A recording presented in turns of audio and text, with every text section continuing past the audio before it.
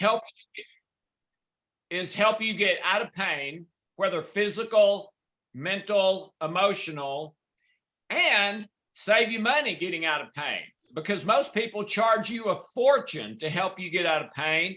And we want to help you with that, with some low cost things, with some free things, but all of it, things that really work to lessen or eliminate the pain in your life, even if that's relational. That's kind of my area. All right. So I have doctorates in psychology, naturopathic medicine. Dr. Adair is a chiropractor, also has degrees in clinical nutrition.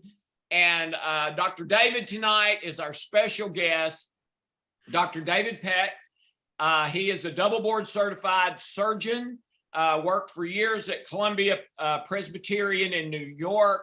I was a professor there for 25, 26 years. And I want to tell a little story about him.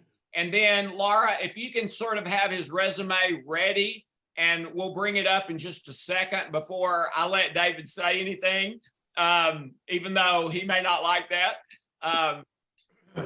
Okay, here's so the David, deal. this is usually the painful part. Just brace the impact. Right. And I've shared this before, and all of you know this, but there's a really old saying that I believe is applicable here. And it's that people don't care what you know until they know that you care. Okay. When I met Dr. David Paik, okay, I was a little bit in awe because of his credentials and all that sort of thing. Okay. I'm this little peon, credential wise. He is like, he's basically the Dr. Oz you've never heard of. Same hospital, same school, etc. He's just not on TV like Dr. Oz, but basically the same or similar credentials, okay? But I got to tell you, he totally disarmed me, because he was one of the kindest people, doctor or no, I'd ever spoken to in my life. He treated me with honor. He treated me with respect. He treated me with overwhelming kindness. I flew to Philadelphia to meet with him. On the way, I got food poisoning. Okay. And I mean, if you've ever had food poisoning, you know how bad it can be. And it was awful. I was living in the hotel bathroom, and David and I were supposed to have dinner that night. Okay. I was going to buy him dinner, and, it was all, trying to make a good impression and that sort of thing. And I called David to let him know, I'm so sorry, but I've got food poisoning, and I'm, living on the bathroom floor. And David was unbelievably sympathetic. And before I knew it, I was getting a call from the hotel lobby desk that David was at my hotel, and which is a long way from where he lives in Philadelphia. And he had come there to help me, to bring me Gatorade, to care for me. Okay. I was afraid you didn't want to have dinner with me, honestly. and you got to understand, I had just met the guy.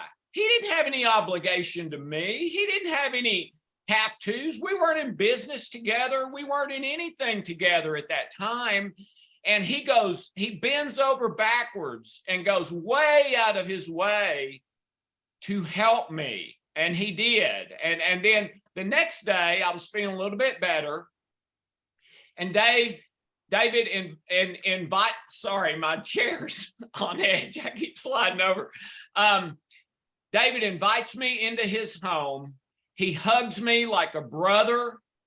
And we sat there in his home, talking like we'd known each other all our lives. It was really amazing to me how warm and kind and accessible and sincere. And you know how with some people, they talk to you and you get the feeling that they may be lying to you. that they may not be shooting straight, that something's not completely right here. And then with some other people, you get the opposite feeling that this guy would die before he would lie to me. This guy doesn't lie to anybody. This guy's so honest and sincere. And he's honest to the point he will be honest even if it's embarrassing to him. And I've experienced that with him many times, not just once or twice. Okay. Now that was in the past, kind of. Okay. Today, and every time I say this, every time I think about it, it's hard for me to believe. Okay. Because I'm this little peon and my little peon company. Okay. But today, the clinical director of my company is Dr. David Paik, which is ridiculous. You talk about being overqualified. He's like 1,000 times overqualified to be my clinical director.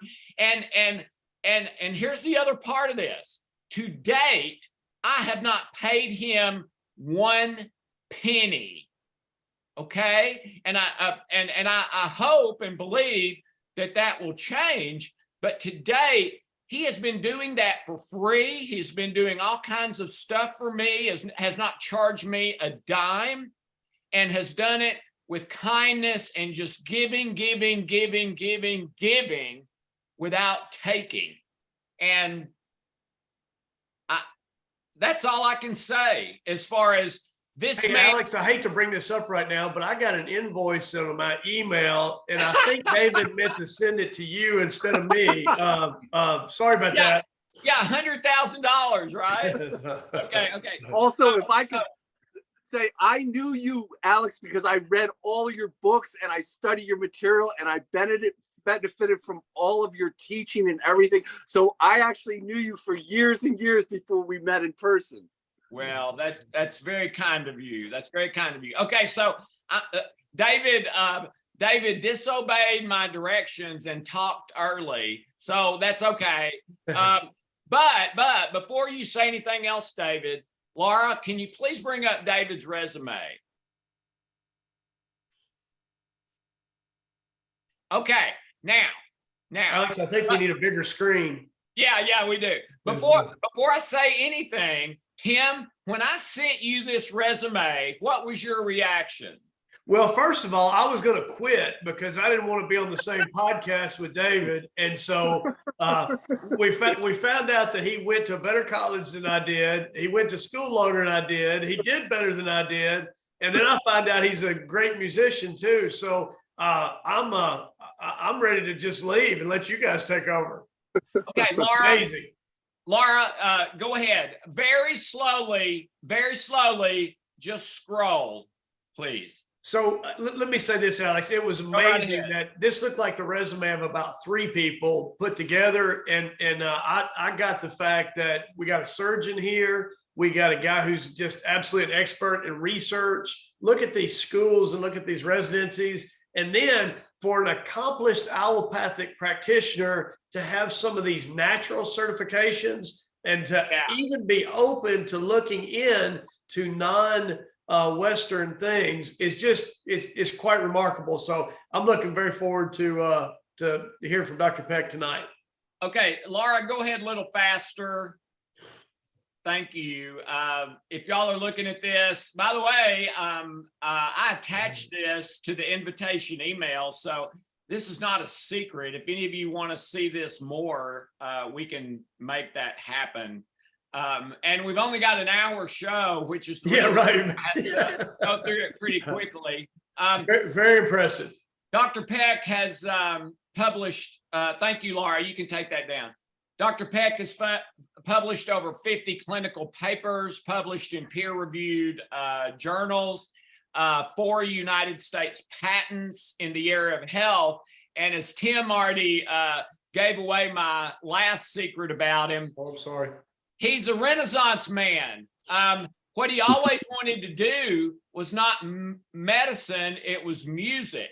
And so today, you're very likely to find him at one of the top jazz clubs in the world going back 50 years, Smalls in New York, where he plays the tenor saxophone. Alto. Alto saxophone, which is the only instrument I ever played, but I played it terribly. Well, he is a master and plays at world famous jazz clubs to 2, 3 in the morning. This is a true Renaissance man. Okay, you say the alto sax does that or tenor? Alto. Yeah. Can you play tenor sax? Oh yeah, sure. I mean, I have a tenor also, but So I you're mostly you're bisexual? actually try because I play sopranos as well. I'm not sure what that qualifies as. Tim, only you would think of Well, that. hey, I saw the Bisexual. opening. That's Golly, that's classic. Okay. So let's start. Okay, Dave, here's where I want to start. By the way, if you want to say anything before you answer the question, that's fine. But here's my question. You are a top of the ladder allopathic MD. What is today, what is your theory of health? Because every doctor I've ever met has a little different theory of health. What is yours, David? Mine is essentially what I've learned since starting the healing codes in 2015. And that is that stress drives pretty much all the diseases, especially all the chronic diseases, emotional stress. And there are mechanisms and there are rationales, and there's also published data, studies that support the fact that stress, emotional stress, is at the root of many of these diseases. So, I mean, we could talk about the different mechanisms, and you've gone through these extensively, Alex. You know, the hypothalamic pituitary adrenal axis that causes cortisol to go up, imbalances in the autonomic nervous system that causes epinephrine and norepinephrine, et cetera, changes, dysregulation of the immune system that causes immune suppression. There's also cardiovascular different mechanisms. And, you know, because I reviewed the literature when starting with you, Alex. I wasn't an expert, you know, and I'm still in the learning phase in terms of emotions and stress and disease. I spent my career studying collagen cross-linking and corneal therapeutics. So it's relatively new to me, but I do have a discerning eye, and I'm able to review literature.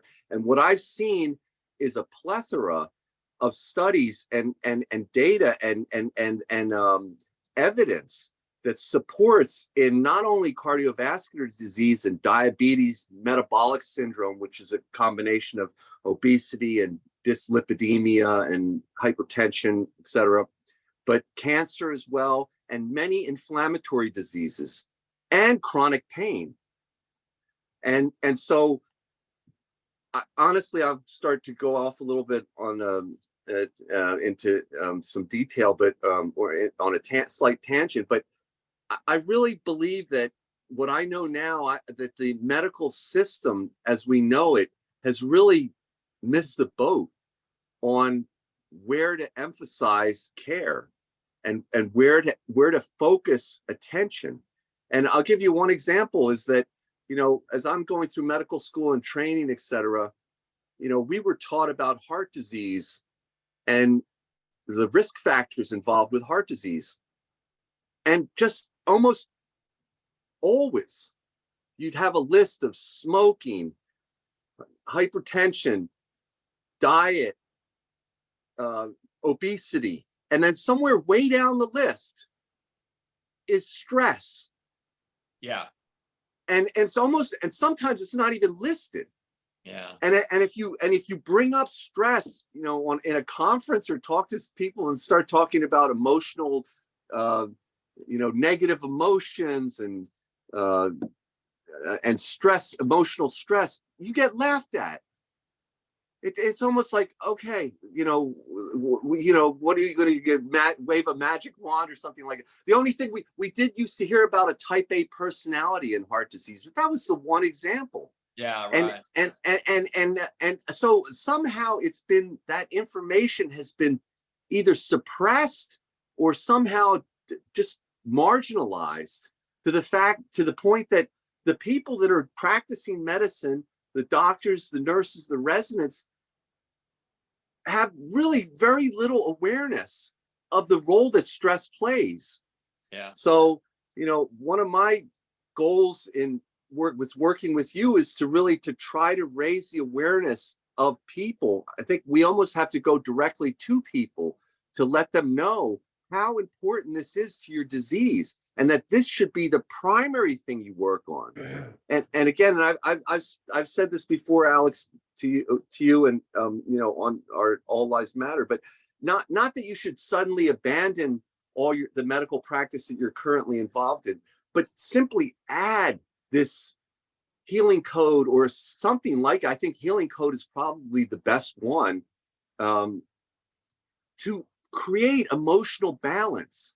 We want to move away from that getting triggered and wringing your hands with worry and the excessive fear of this, what if this could happen, that could happen, and let your body, and your body is that perfect, it's designed to heal, it's designed to ward off disease. Let it do its job. It can't do its job when it's being bombarded with cortisol and all these other immune regulators, these cytokines that occur during inflammation and stress. And so I believe this is the future. I think this is actually the present, but I think this is where the whole system is going. Our system currently, I practice ICU. I started in general surgery. I did emergency medicine and balanced that with my research work. Didn't really operate a lot, but eventually went back to training for ICU medicine and became my second board certification is in surgical critical care. So I'm an ICU guy essentially. And what I lost my train of thought, but well, that's great, Dave. Let me ask one more question, then Tim, the next one's yours. David, we saw your resume. Took us like 30 minutes to get through it, but anything else you want to share about your background growing up, educational or not educational, anything about your background you'd like people to know? You're obviously of Asian descent. Anything you'd like people to know about your background and growing up? Okay. Yeah, sure. I mean, my personal story is that I was sort of that, I call it the good boy syndrome. It's a form of perfectionism and the all-American boy, but it's based on conditional love. Right. And so, my parents emigrated from Korea during the 50s. They were physicians and scientists also. That's another story of my grandparents, etc. But it was, they came in, they were I think they had a very difficult time here, when they landed in. And so, I was kind of a strict upbringing. So I was that good boy, and I was, perfectionist, went to the Ivy League school, did all the right things, etc. But at the same time, I believe in retrospect, having gone through the healing codes and healed a lot of this, that I was alexithymic. And you could tell everyone what that is, not being essentially of low emotional intelligence, not being in touch with your emotions at all. And so I also had some personality that was carried down from ancestral, essentially, that involved like being judgmental and hypercritical and condescending and all these kind of things. I certainly had good qualities as well, but that was the bad side of it. And it wasn't until really my wife got sick and left us, me and my two boys, in 2011, and lived apart for the next 7 years until she passed away. But it was a biochemistry professor from Korea, actually, that was a family friend of my father's that I had known when I was a child.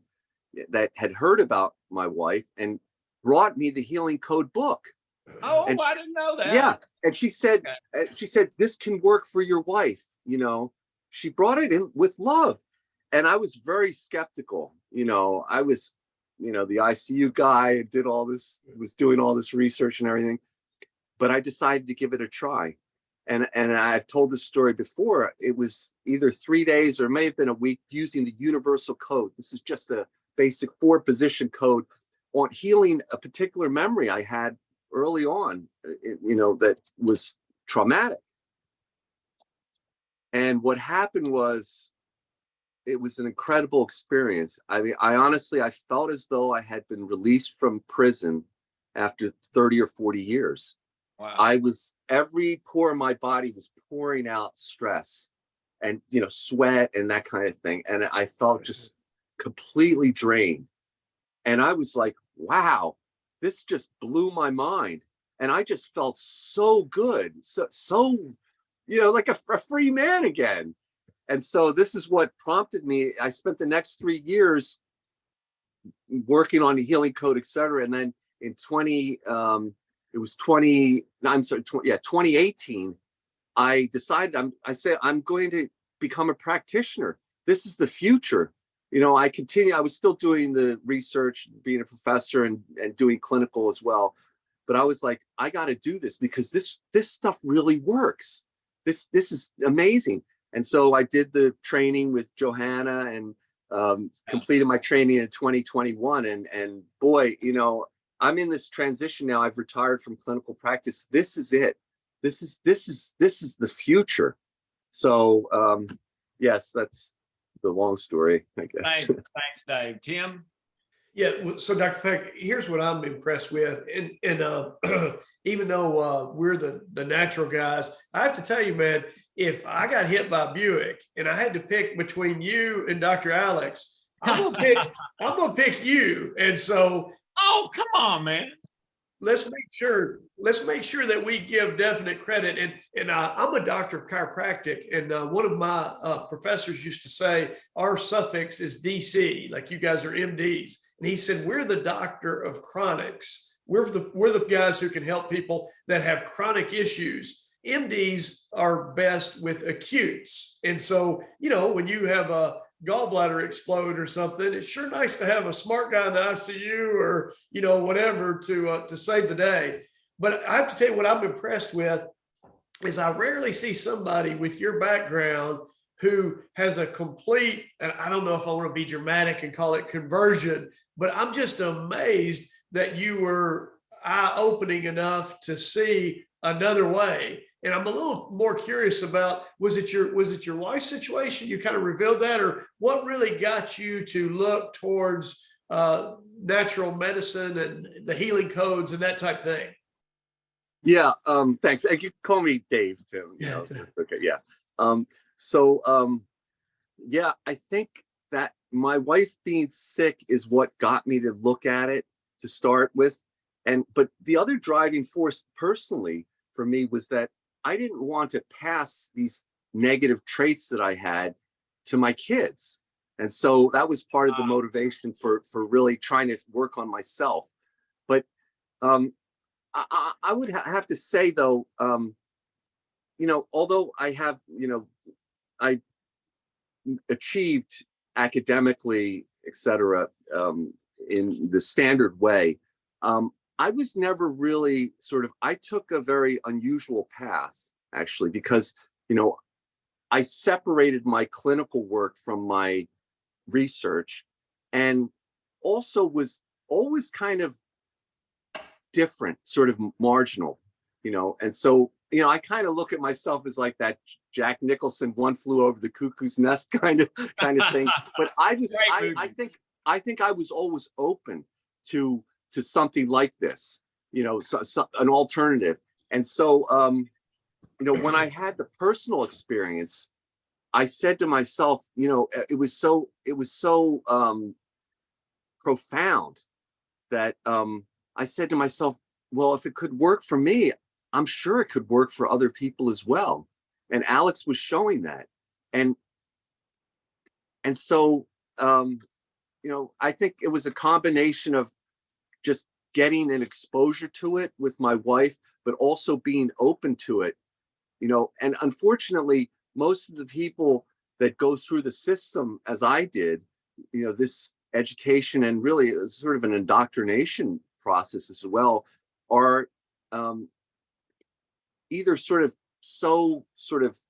I don't want to say, I don't want to make it sound, I can't think of a better word than maybe it's like brainwashing in a way, it's just sort of so stuck in their head that can't work. That kind of stuff can't work, or they're so invested in the current system that they're not able to even consider the fact that something could be that amazingly effective. So David, I don't know if that's that's great. That's great. David, you've already kind of answered this, but if hey, Alex, before you ask him that, hold that thought. Please don't forget, because I want to follow up on this. So Dave, you're so versed in research. So tell me your perspective on all these double-blind studies and all the research that proves the healing codes. You probably can explain it better by far, definitely, than I can. Yeah. Well, so I'm kind of mixed when it comes to the double-blind randomized control study and the evidence-based medicine, because I was exposed to quite a bit of it. And I used to call it evidence-biased medicine, honestly. You can manipulate them. Yeah, very much so. I've worked with SPS, different statistical packages, and know how data can be sort of massaged and gated in different ways to prove your own point, etc. So I take that with a grain of salt. But that being said, it's great to see that there's literature evolving on the healing codes. And, the Iranian group is the one who's mostly spearheading this. I think they have the majority of the studies, and I think it's wonderful. It's great. What will need to happen probably in order to convince the skeptics, other groups will also need to replicate these kind of studies as well. But that being said, I don't think we even need those studies, honestly, because when something works and has minimal side effects, the fact that we don't necessarily know what the mechanisms are, I don't think are important. The key is the proof. Well, Dave, we don't know how Prozac works either. I'm sorry? We don't know how Prozac works either. We don't know how a lot of things work. Exactly. And, I would even submit that they almost don't work in a way, and that if you compare using Prozac to healing that 10 out of 10 memory in that person that's driving that depression, and the result, you're going to see there's not even going to be a comparison, and Alex has done studies with heart rate variability that are reasonable. I believe that are reasonable, that aren't necessarily published, but the proof is in the result. You hear the testimonials. In a way, I think that's all you need in order to try something that doesn't have any negative effects. And so one thing I like to say to Alex or to people in general is that every patient that walks out of a doctor's office, a chiropractor's office, should walk out of there with a prescription for the healing codes. Honestly, they should be. Dave, we're working on it. Yes, please. Yeah. Exactly. Okay, Dave. So back to where I was going. You've already sort of answered this, but if you want to add anything, I think our viewers would be very interested to hear. You have called yourself to me and you use this word, not me, a dissenter. Is there anything you'd like to say about your view of the current allopathic medical system? You've already spoken to that some. Is there anything you'd like to add? Yeah, thanks. Our system, so I've worked the ICUs for 10 years or so, and ER for another 10 years, and general surgery. The system as we know it today, in my view, is driven by two things, unfortunately. And that is money and fear. And I used to tell the residents, I used to talk that, basically, I used to call it practicing 0.25% medicine. So what we do as physicians, the tests that we order, the things that we do are based on the 0.25% chance that this will happen. It's a form of defensive medicine. So we don't want to get sued. So we got to order all these tests in order to CYA, et cetera. And then the money part, and the morale now is really very low, in the nurses and the staff. It's largely, I'm not going to say 100% because nothing's ever 100%, but it's mostly about a paycheck, unfortunately, for so many of us, and people just trying to find a way out because the satisfaction is gone and the fun is gone by and large. I think one of the strategies that I had for maintaining a good attitude as a clinical physician was to not practice too much. I was balanced it with research. If I spent more than 5 or 6 shifts in the ICU in a month, man, I like the rest of the other staff guys then, jaded. I mean, I don't want to say too much about what happens on the inside, but I have firsthand experience of what the attitudes are of the healthcare providers toward their patients, and truthfully, and it's not pretty, but they're stressed as well. They're actually, when you talk about negative emotions, it's not only the patient with the morbid condition, but it's the staff too. Listen to us talk, listen to how we talk about patients and talk about each other all day. It's crazy. And one thing I'd like to add also about what's happened with the allopath system, and this actually also goes to chiropractic practice, is that what happened was, and I'm sure you're aware of this, but for the audience, there was something called the Flexner Report that came out in the early 1900s, 1910, et cetera. And this was a study that was funded by the Carnegie Foundation and the Rockefeller Foundation. And essentially what happened was they closed 80% of the naturopathic, chiropractic schools at that time. They called them all quacks, and they were, I'm sure there may have been some problems with them. They basically wiped out the system that was there and replaced it with one that was driven by pharma. And this was, then Johns Hopkins School was the main driver of this. And so they revamped the whole system. Well, okay, so what happened then? So at that time, you had infectious disease that was the leading cause of death. And penicillin came along and basically wiped all that out, the communicable, the infectious deaths. And now what we have is this giant rise in multi-morbidity and chronic diseases that includes back pain and depression, which are the two leading causes of years of lifelong disability. Yeah. There's different ways that we look at diseases, like either the death rate, that's cancer and heart disease leading the way, or years of potential life loss. And that would be trauma, because the person gets killed in a young age and then they lost all this life. But another one is years of lifelong disability, and back pain and depression are the main ones there. But what's happened is we have people now that are living longer, but with so many diseases. This is just the person who has diabetes, hypertension. This is just routinely, this is what we see routinely come into the ICU.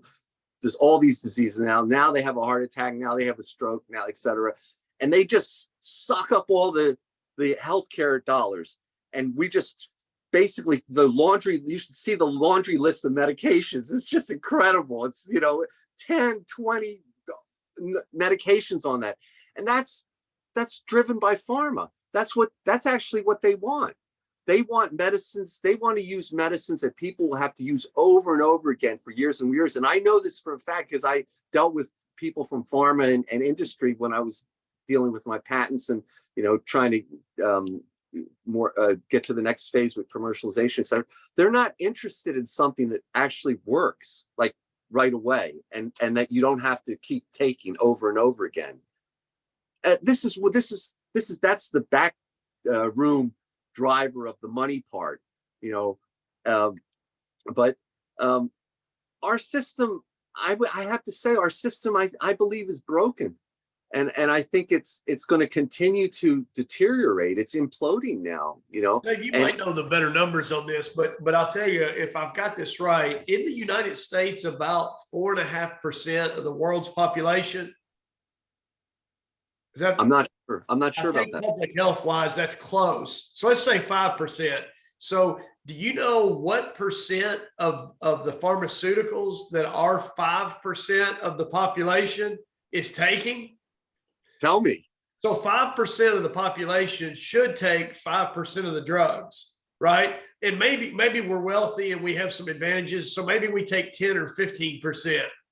But we're taking 70+% of all the pharmaceuticals manufactured in the world with 5% of the population. And we're not even in the top 40 healthiest countries. Wow. So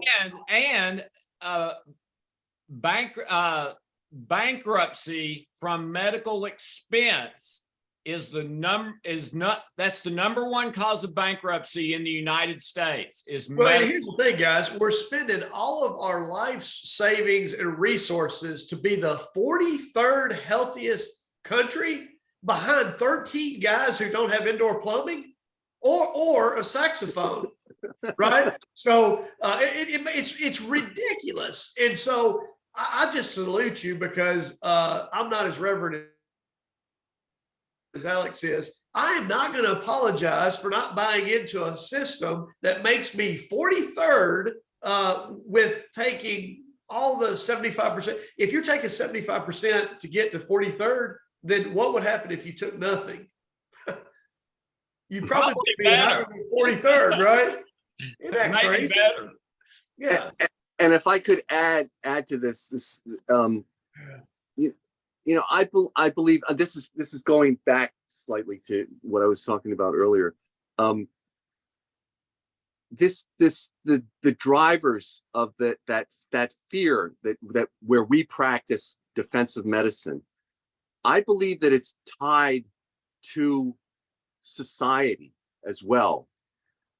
So in other words, the things that society is telling us, the media, etc., they're telling us to be worried. They're telling us, oh, you might get this, and this is also involved with the insurance companies, which was also involved with the Flexner report when they were changing the system over early on.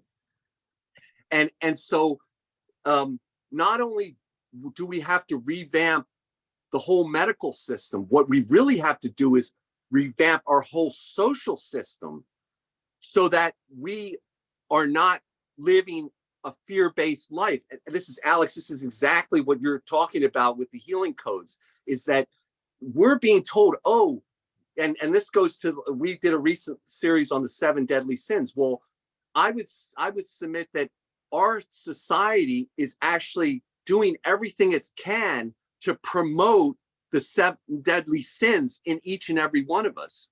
Oh, wow. Envy your neighbor, you should be ashamed of this, whatever it is, go ahead and have this vacation, be as gluttonous as you want. And then at the same time, they're saying, oh, you better exercise more and, watch your diet, at the same time, they're pushing the message that, oh, you need to get this new car or whatever it is. We need to revamp the whole thing. Yeah. David, let me ask you a question. The healing codes in Trilogy, we've got really good evidence, the double-blind studies, the heart rate variability, that it helps, that it works, that it can be significant. But I can't say we know how it works. I've got some ideas. Every cell is electrical and runs on energy, and we're putting more energy into areas that are critical areas. And with more energy, if they use that, they can do a better job with that energy. And I do believe that has something to do with it. But we cannot say definitively how they work. So what is your opinion? You already referenced this a little bit with Prozac, and Tim did too. But do you want to go any further with, is it okay to do something, even if it does work, if you're not positive and can prove exactly how it works? Yeah, yeah. I mean, so I like to call it brain sterilization, actually. But I totally, I totally understand. Yeah, so yeah, we don't know exactly how it works, right? And so, but there is a rationale, and there is a line of reasoning that supports doing this, and that is just the series of concepts. The first, obviously, is that stress is related to disease, and we know that is true, although it's not emphasized, and it's still not emphasized adequately, in my opinion, in the establishment. The next one is that stress can cause changes in the expression of DNA. Right. And that's a relatively new thing. The field of, when I came up, I guess a couple of decades ago, the field of epigenetics was not, I think it was just really in an early stage. And, whenever you would say, oh, what about the environment? What could that do, change your genes? You get thrown out of the water. No, your genes are your genes, you're born with them, etc. But now we know, nutrition, environment, climate, stress can change the way your actual genes are expressed. And the majority of your DNA is not coding, DNA, so only a small fraction. So can I interrupt and ask a question about that? So are you saying that if you change your stress paradigm, you might be able to change your genetic disease paradigm, possibly? Yes, exactly. The expression of your genes. Okay. Yeah. All right, Alex, I love the way he said that, because I think people have a predisposition, but it's not an inevitable thing that you have to, you have some way to modulate how that gene's going to express itself. Yeah. Right. I should have said this a minute ago. If you have a question for Dr. Paik, raise your hand or type it into the chat. Go ahead, David. No, and I just say, there's a plug. My parents, actually, they spent their career developing the field of, it's called protein methylation, but it's basically the addition of a methyl group, a CH3 group, to a protein, either on a lysine or a arginine residue, in proteins such as histones. The histones are the proteins that are packaged along with the DNA, and so that's aside from DNA methylation, which also occurs, where you add that methyl group onto the DNA, and those mechanisms can be determined by many different things in this whole epigenetics field. So just because you have a certain gene doesn't mean that it's going to be expressed. In other words, the predisposition. So things like emotional stress, and again, we have in our body naturally those mechanisms to repair DNA. That's what we're constantly repairing, our DNA. And this is our body's own, we're built to prevent disease and defend from disease. So, it's just a matter of letting our immune system and our normal healing mechanisms function normally, and getting that stress away. So Alex, let me jump in here for a second, because I want to ask Dr. Paik something before we turn him over to the throw him to the barbarians at the gate and let him get clawed apart here. But and that's usually me, David. So I'm glad it's you tonight. So fantastic. But I want to talk about something that I kind of call like the Band-Aid principle. If you're bleeding out, guys, put a Band-Aid on it. And like, I have no problems with like, I refer to them as Prilosec protocols. So if anybody ever reads the little piece of paperwork in Prilosec, it says take it, was it, Dave, 12 to 16 weeks, something like that? But I For see H. people, pylori. what is it now? No, for H. pylori or For GERD and reflux or yeah. So I ulcerative see colitis people disease. that 7 years later, not 12 to 16 weeks, 7 years later, they're still doing what they should have quit 6.5 years ago. Okay. So here's the thing. There's no shame in taking something for 6 months or but soon as you get whatever, start thinking, what can I do with healing codes? What can I do with my nutrition? What can I do with changing my diet? Patch the leak. If I have an appendix rupture, I want to go see a smart ICU guy or an emergency room guy like Dave. I want him to fix me. But when I get out of there, I want to go, you know what? Why was I so pro-inflammatory? Why did I have? So think to yourself, patch it, but fix it.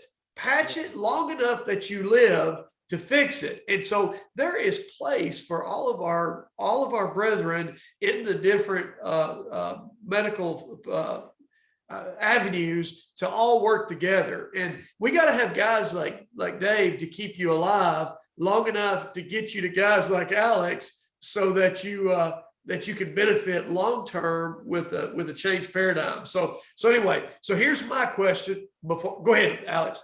No, go ahead. I've got a question from the gallery, but go ahead. Okay, so Dave, here's what I love. This when we teach seminars to doctors, that I always like to grab a guy and say, okay, if me and you get stuck on an elevator together and we're in the elevator for 2 hours before they come and save us, give me your 2 or 3 quick draw Cliff Notes things that you could tell somebody. What would you tell the group tonight? Change this, 2 or 3 little health tips that you just really see make a difference in people's lives. I would say exactly what you just said, Tim, is that, figure out, why do I still have this same problem? Let me do something about it this time. Let me do something about it that works. Let me listen to the guy who I can look into the eye and say, this guy's telling me the truth. He's coming from the heart, and do something about it and take that step and, take it in your own hands. What we put in our mouth, we can choose that when we're not stressed and we're not, et cetera, we can make the healthy choices. We can, but as long as we're triggered, as long as we're emotional eating, stress eating, et cetera, it's going to be very difficult. So go to the source of that illness. Yeah. Dave, we got a question here. I have elevated cholesterol. Should I take statins? And would you recommend the healing code or Trilogy for that? Do you really believe it can help? I really believe it can help. I really believe it can help. Now, it's not necessarily going to be like overnight. It could be. It could be. So what I like to tell people that are currently being treated, in the system is, don't change anything that you're doing currently in the system. Keep going and seeing your doctor. Keep taking your medications, everything that's being prescribed. We understand what the various parameters are for treating essential hypertension and getting your hemoglobin A1C checked and, managing your hypercholesterol as well. Do that. Just add the healing codes in. And see what changes occur. Once you heal, because I described my own case, and Alex knows that I'm not unique necessarily. I mean, many people have had similar experiences, and others have not had as dramatic experience, but still they've felt that chemical shift occur, that energetic shift occur when they no longer feel stressed out about what mom did when I was ate, or I remember the day that dad, et cetera, or that period of time in my life when, et cetera, when they can look at that rationally and have an emotional balance and try to understand what was going on at the time, instead of being like, oh my God, and have our hearts at that emotional state that we were young, and then just out of control, just unhealthy habits, etc. And I absolutely think that nutrition is a major part. Our medicine is our food. I agree with people that are looking at that perspective. So David, this one, and Alex and I's whole paradigm is health is in a triangle, and some of that triangle is your structure. You have a herniated disc, you're not a happy camper. That's your structure. If you have a chemical imbalance, there's some health problems there, and then certainly a third of the triangle is emotional, right? And so, but for this cholesterol question, chemistry wise, there's some guys, I want you to research niacin, alpha lipoic acid, cordyceps, polycosanol. Those are all things proven nutritionally to lower your cholesterol. If you have high triglycerides, you have low HDL, which is typical, and you have high LDL. Two things: absolutely take fish oil, but make sure it's from sardines and anchovies. And also, if you have high LDL, don't take that as an answer. Have that broken down. Is it large, buoyant, or is it small, dense particles? Because one of those is not a big deal, and the other one is really a health crisis. And so there are some nutritional things. Play this back. Do some research on all of those. On my worst day in my office, I can fix high cholesterol. On my worst day, that is not a mystery anymore. That's a solved equation. Research that stuff and lower. You can win that war. That's not even a hard one. Let's get another question. A couple things. First of all, a comment from Kevin. Thank you, Kevin. You're too kind. Like my favorite superhero shows, I love when I see a crossover. You guys are three legends together making magic. With that being said, I want to see if I can help on the social side and cut up some of these videos and get them out there for everyone to have this information. Kevin, that would be great. And thank you for wanting to help, and thank you for your kind words. Here's another one, Dave and Tim. I've got cancer. What do you recommend as far as chemotherapy, and should I be doing the healing codes or Trilogy? I'll address that last one if you guys want to address the chemo thing. Hey, let me go first because I have the least to offer here. You guys know more about this than I do. So let me just tell you this, what I see all the time, and this is a disconnect. And by the way, my wife is a nurse practitioner, works with cancer patients. So I hear a lot of these stories, and this drives me crazy in allopathic cancer medicine is, when you go get a PET scan, they give you, Dave, what is that formula? It's like the glucose, sugar, radioisotope. Right. And you drink it, and the sugar goes straight to the tumor, and it takes the radioisotope straight to the tumor so that it'll show up on the scan. And then you say, oh, okay, well, should I change my diet?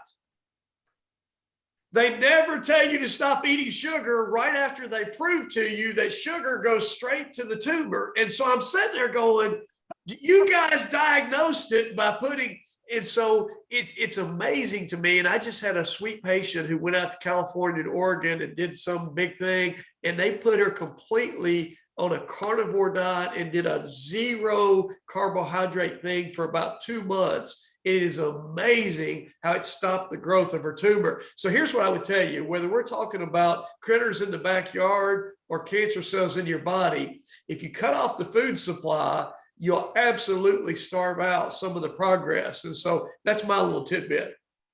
Wow. Yeah, no, I mean, yeah, Tim, I mean, when it comes to cholesterol and, PET scan, more than I do. I'm not, that's not, I'm not really that versed in that. The only thing that I would like to say about any of the modalities involving nutrition, but also with exercise as well, is that, and this goes to Alex's healing codes, is do it, do what Tim is talking about, but don't let it be to a fault. In other words, a lot of times I'll see, guy wants to be healthy, eating this or exercising this, and it's like almost to an obsession. Yeah. And I'm saying, that's actually the other side as well. So do the things, but have balanced emotions. And the way you get to the balanced emotions is through the healing codes and healing those source drivers. Yeah, Dave, that's a great point. So many people who have that obsession, who like measure every single tiny little bite they put in their mouth and everything like that, that is massive additional stress. So you're really, when you get to that extreme, you're working against yourself. And I'll take the part about the healing codes or Trilogy. I would start with the healing codes, but the best way to do is do a healing code and then a Trilogy for the same issue. And if you get the healing codes in Trilogy, you've got that. There'll be a Trilogy for that, and there'll be a healing code for that. I would do the healing code first and then the Trilogy in the same setting, like 10 minutes. But if you don't want to do both, just do the healing code. Okay, we're about out of time, guys. Tim, one more thing, Alex. On that serious health condition, back to what Dave was saying. We're not saying do this instead of that. You could not go to McDonald's on the way to your oncologist after you did your healing code. So there, it can all work together. Yeah. Tim, last words. You know what? I just think it's phenomenal that we have people with Dave's background that are, to me, when I see somebody as smart as he is, as accomplished as he is, who's looking at the healing codes as a massive method for promoting the hindrance of stress, which causes disease. I think if he's smarter than we are, if he's doing it, maybe I should take a real deep look at this and go, you know what? Here's a guy who's been deep in research, double board certified, got a resume that almost ran longer than our podcast. If he thinks it's good, I might need to take a deep dive and really look at this. Dave, last words. I just thank you for having me. Spread the word, this stuff. Please, everyone, give it a try. Give it a try. What do you got to lose? One thing I forgot to tell y'all about David, he was also a star athlete growing up. So, he's truly a Renaissance man at the highest level of almost every area in life. And I'm so honored, David, the thing I'm most honored about, David, is to call you my friend. And I thank you so much for that. And thank you for being here. And Tim, thank you. Laura, thank you so much. And ladies and gentlemen, we are 1 minute early this week. Unbelievable. We'll save it for next week. But here's the thing. I think Kevin has a great point who said, hey, man, this is great, but can I take this video and try to get it out there so that more people can see this?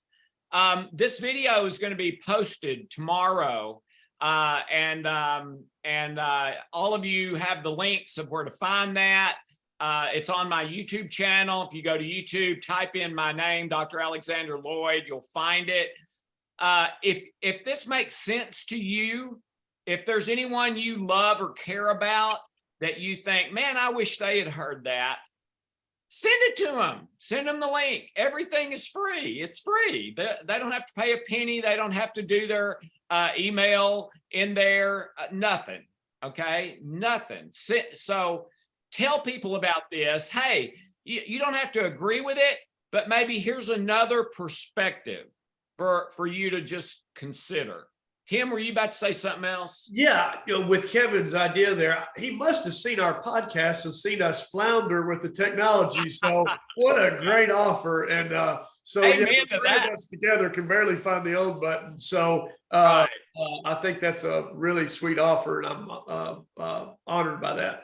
Okay, it's 7:30 on the dot. Thank you, everyone. God bless you. David, Thank look forward to seeing you again, sir. Nice to see you. Yes. you, Same. Dave. Thank Likewise. you, Laura. Love Bye, you. everybody. God bless you, everyone. Good night. Good night.